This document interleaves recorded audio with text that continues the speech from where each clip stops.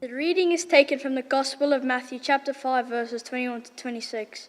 You have heard that it was said to the people long ago, "You shall not murder, and anyone who murders will be subject to judgment."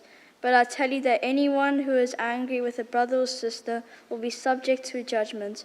Again, anyone who says to a brother or sister, "Raca," is answerable to the court, and anyone who says, "You fool," will be in danger of the fire of hell.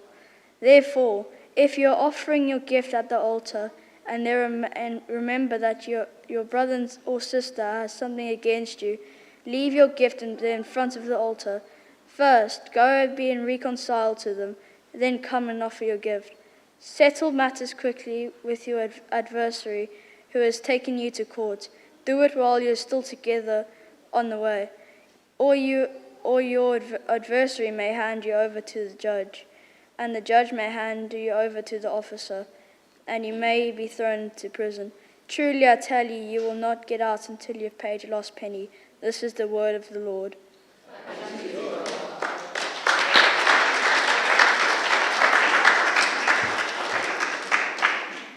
Thank you, Leah. So, 2 weeks ago, Thea gave us an overview of the Sermon on the Mount. She took us back to Moses and she links it to Jesus. She referred back to the law and the 10 Commandments. But in the Sermon on the Mount, Jesus is taking it to another level. He dials it up. We're not just Angry Birds level 1 and happy to stay there, doing the bare minimum and patting ourselves on the back because we haven't murdered anyone. The 6th commandment, tick, no worries on that one. I've not committed murder. I don't have to think about that one anymore. But as Thea said, Jesus is pointing us forward to the ethics of the new creation. Not just external behaviour, but our hearts and our minds. Jesus is seeking inward change, seen through outward obedience. And last week, Brian brought to us the Beatitudes and how Jesus' teaching took what the known understanding of the kingdom of heaven was and turned it upside down. And so now we get into the nitty-gritty of the details. So first, I'd like you to turn to the person next to you and give them a few examples of what makes you angry. Go. And you can't say them.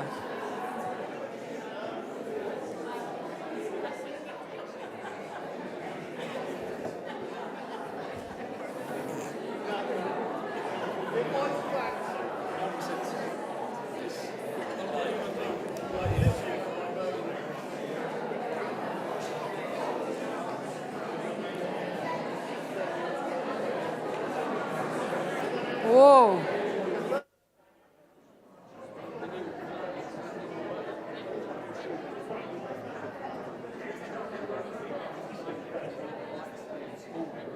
I think I should have brought my tambourine.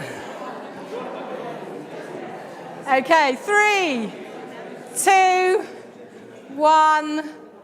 Well done. There are lots of things that obviously make you guys angry. I've thought of a few, like other car drivers not using their indicators. People who type their messages in capital letters shouting at me. Unexpected roadworks. But other things like if we're treated badly or unfairly or ignored, or somebody not doing what they said they would, or doing it badly or wrong.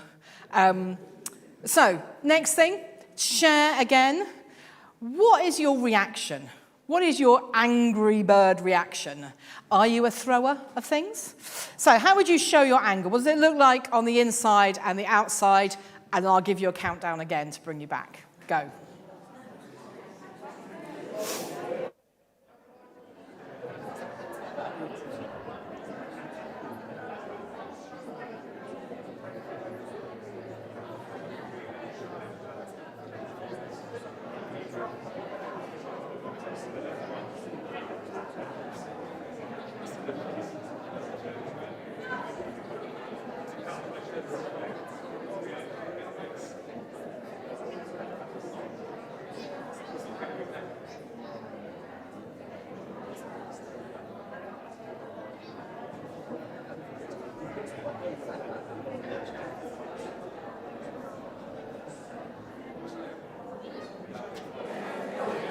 Okay, 3, 2, 1.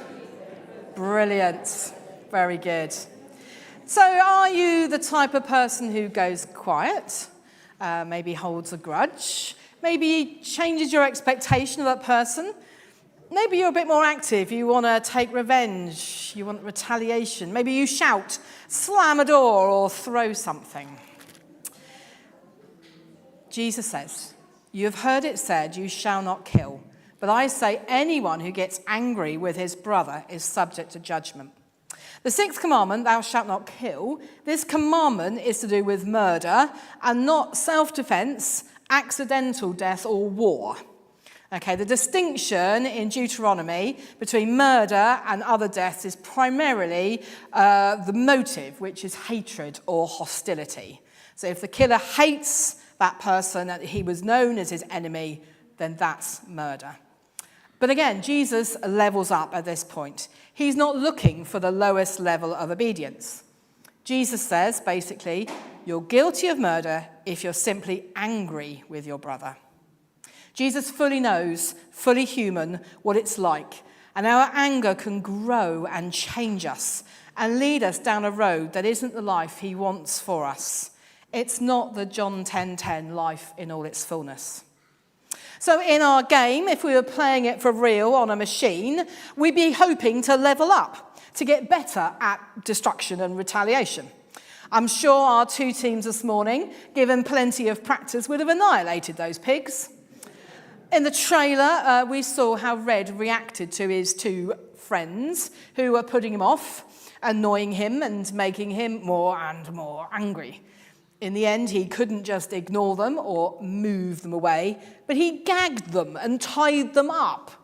Red's anger grew and grew with each distraction. He seethed, and the responses got more extreme.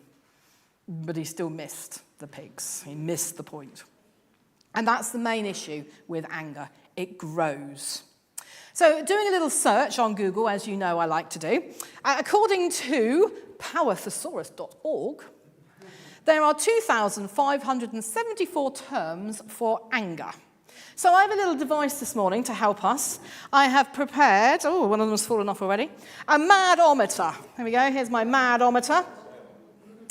It's good, thank you. And I've added a few other words because anger is, I think, on a continuation, maybe this end, it says minimally mad, maybe you're a bit peeved, or a bit, miffed, fell off.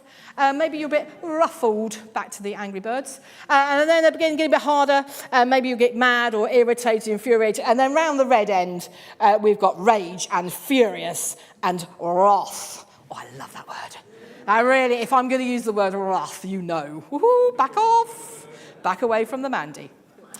And there are other things that we might say. We might say, we've been rubbed up the wrong way, which always seems a little, it's a bit low-level anger, isn't it?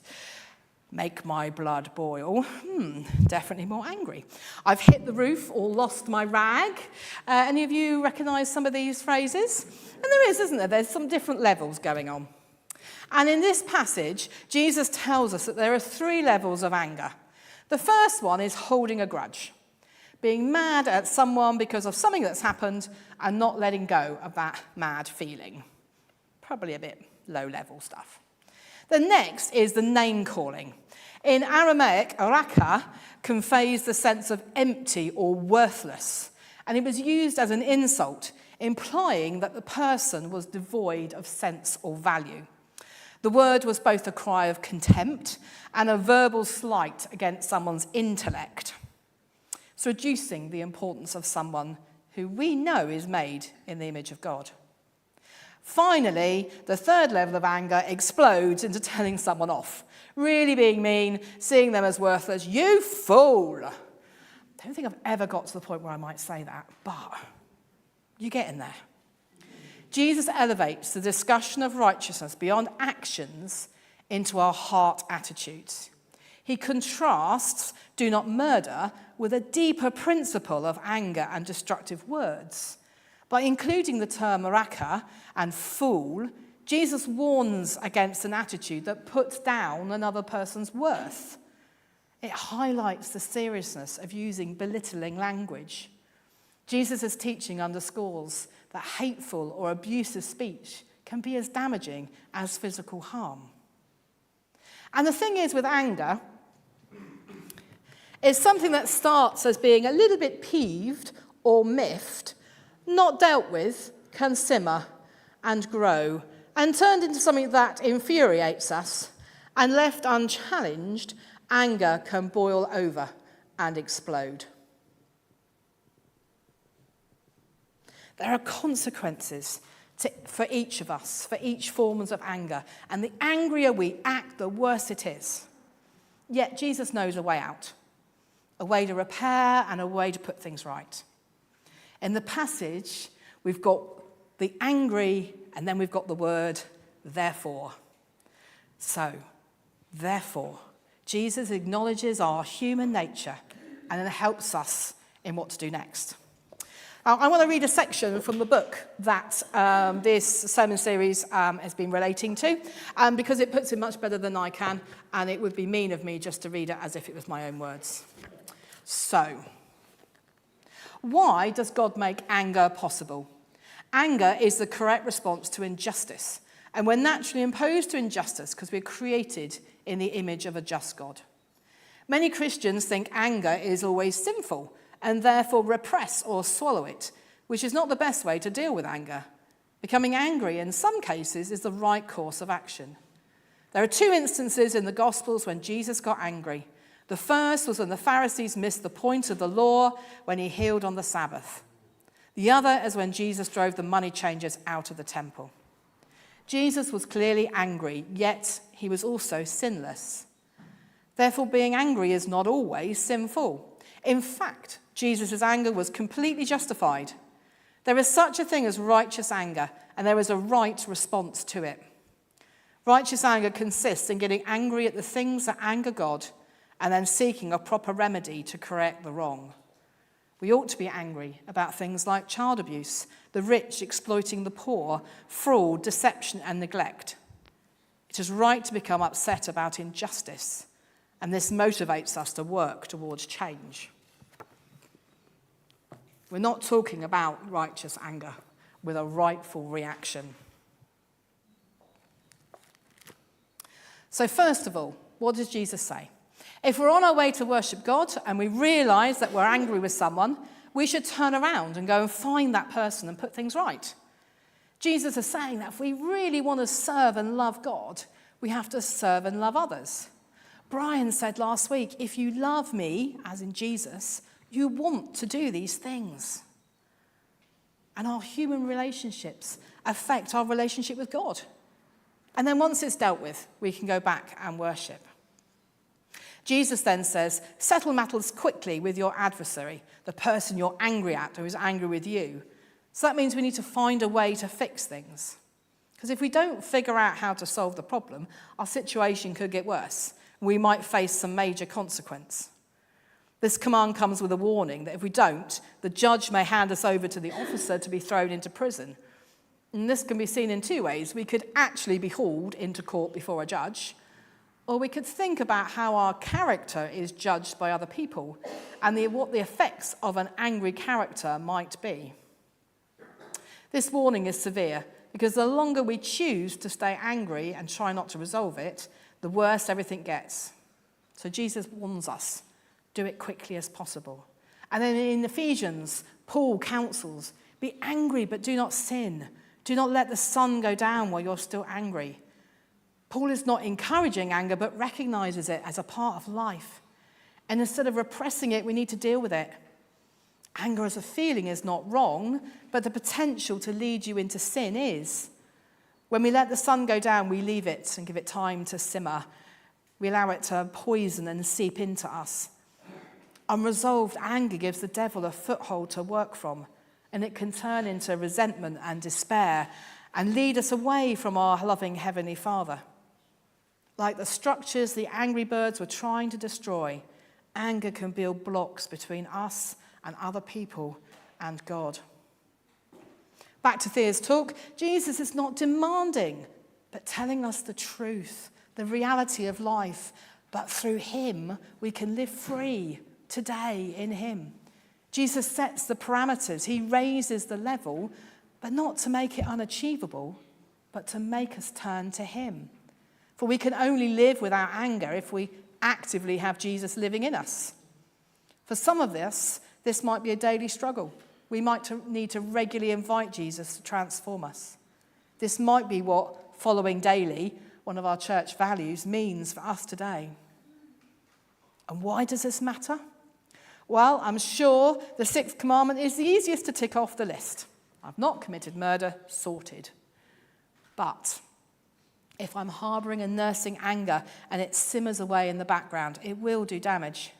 It will show in how I treat people. Maybe I'm just a bit snappy or irritated, but it could lead to grumbling and change of my attitude, and bit by bit, I'm heading down the slippery slope away from the life of freedom Jesus wants for me.